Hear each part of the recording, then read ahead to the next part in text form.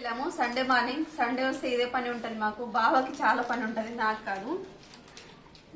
5,000 అయింది బిల్ అయితే. వరలక్ష్మి వ్రతం వస్తుంది కదా, పూజకు ప్రసాదం పెట్టడానికి ప్లేట్ తీసుకున్నాను. 500 ప్లేట్ పడింది.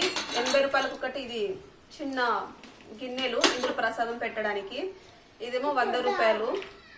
స్టీల్ బయట ఉంది, లోపల కాఫర్ ఉంది.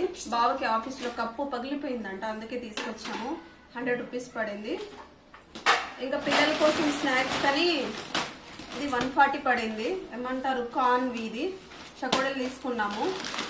ఫ్రెంచ్ ఫ్రైస్ ఇన్స్టెంట్గా చేసుకోవడానికి ఆయిల్ వేసుకుని డీప్ ఫ్రై చేసుకుంటే అయిపోతుంది. చాలా టేస్ట్ ఉంటుంది, మీరు కూడా ట్రై చేయండి ఈసారి.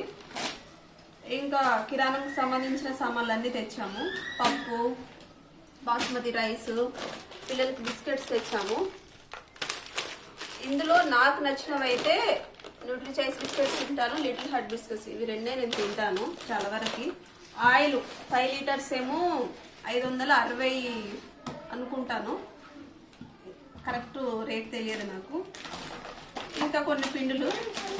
మా బాబు బర్త్డే వస్తుందని చాక్లెట్ ప్యాకెట్ తీసుకున్నాను. నెక్స్ట్ సండేనే మా బాబు బర్త్డే.